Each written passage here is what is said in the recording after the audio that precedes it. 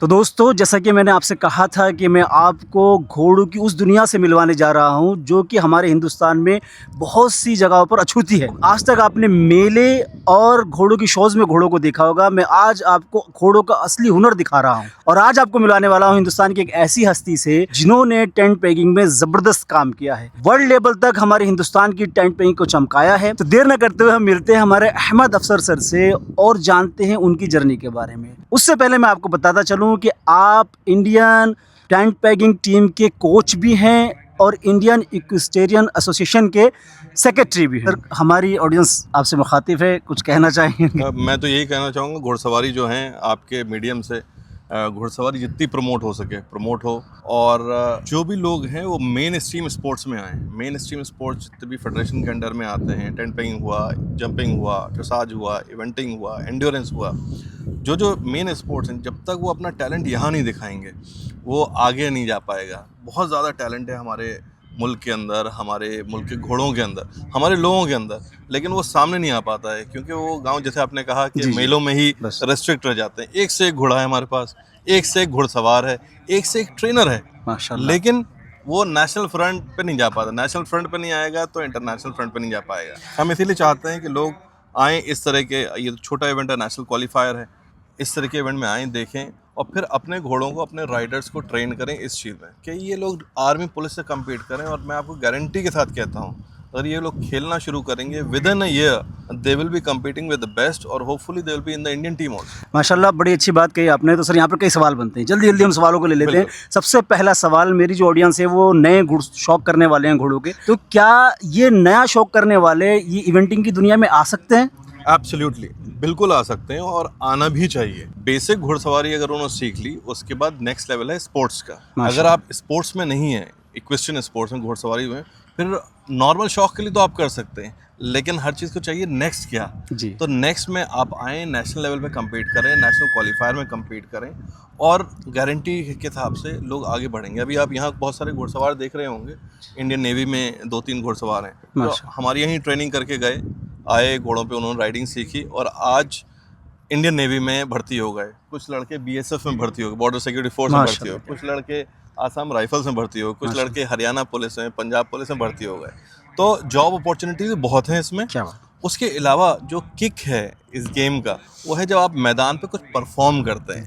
अगर आप परफॉर्म कर रहे हैं और नेशनली आपको रिकॉग्नाइज किया जा रहा है। अच्छा, आपकी बात कट रही है, यहीं पर एक सवाल भी पैदा होता है और ये हमारी ऑडियंस भी जाननी चाहेगी। और बहुत से लोग इवेंटिंग में इसीलिए नहीं आ पाते, वो ये सोचते हैं कि क्या हमारी जो इंडियन ब्रीड्स हैं, हम उनके जरिए इवेंटिंग की दुनिया में कदम रख सकते हैं या नहीं? बिल्कुल रख सकते हैं, बिल्कुल। पर्टिकुलरली 2 स्पोर्ट ऐसे हैं, जैसे टेंट पेगिंग है और आपका एंड्योरेंस है जी। इन दोनों में तो आप बहुत ही आसानी से कर सकते हैं। बहुत सारे पुलिस यूनिट, बीएसएफ का यूनिट है, इनके पास 50% इंडियन ब्रीड के घोड़े हैं, काठियावाड़ी मारवाड़ी हैं, वो खेल रहे हैं। डीएवी का एक स्कूल आया, उनके पास सारे काठियावाड़ी मारवाड़ी। अलीगढ़ मुस्लिम यूनिवर्सिटी की टीम आई है, उनके पास ज़्यादातर जो है काठियावाड़ी मारवाड़ी हैं, तो वो अच्छा बहुत करते हैं। वो मेन प्रॉब्लम ये आती है कि अगर हम उन्हें एक्सपोजर नहीं दे रहे हैं, लोग आ नहीं रहे हैं मेन स्ट्रीम में, तो उन्हें पता ही नहीं है। सब ये समझते हैं कि हम जा नहीं सकते, जैसे रेस कोर्सेज में नहीं जा सकते, बाय रूल उन्हें मना किया हुआ है। पोलो में यूजुअली नहीं जाता, हो सकते हैं एबिलिटी ही नहीं है इंडियन घोड़ों की। एबिलिटी जब तक दिखाएंगे नहीं, दिखाने का मौका नहीं मिलेगा, तब तक कैसे पता चलेगा कि एबिलिटी है नहीं है। टेंट पेगिंग में एबिलिटी दिखा चुके हैं, एंड्योरेंस में एबिलिटी दिखा चुके हैं, तो और गेम्स में। अहमद सर, आपने बड़ी अच्छी बात कही। मैं भी इस बात को मानता हूँ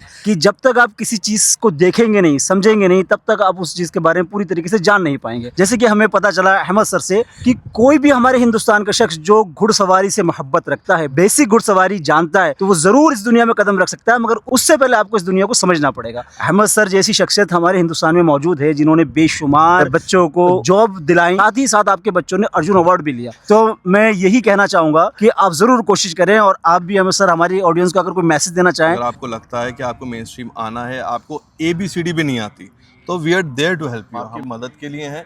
मदद हमारी आपकी नहीं हो रही, बेसिकली मदद हो रही है स्पोर्ट की, कि जितने ज़्यादा लोग इसमें आएंगे उतना ज़्यादा ये स्पोर्ट ग्रो करेगा। स्पोर्ट ग्रो करेगा, जितने ज़्यादा सवार होंगे, हमें इंडिया में बेस्ट राइडर्स निकल के आएंगे। तो टैलेंट कहते हैं ना, टैलेंट इज लेटेंट।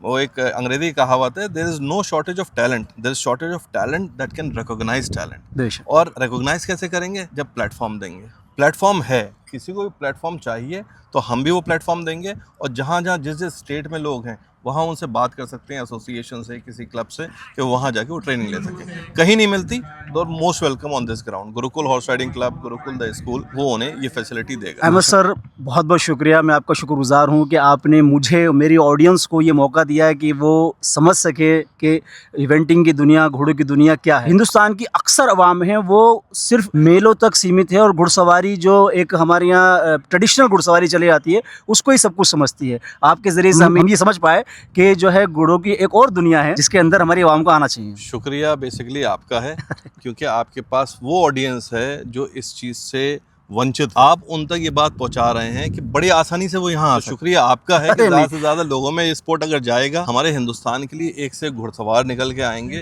तो कंट्रीब्यूशन मेनली आपका होगा। Thank you very much. ये आपकी ज़रा नवाजिश है और मैं बहुत शुक्रगुजार हूँ। मैं मिलता रहूँगा इंशाल्लाह। तो बने रहें, आगे और बहुत कुछ दिखाने वाला हूँ, आपको मिलवाने वाला हूँ सारी टीमों से। तब तक के लिए मुझे और अफसर सर को दे इजाज़त, आगे फिर मिलूंगा एक अच्छी वीडियो के साथ।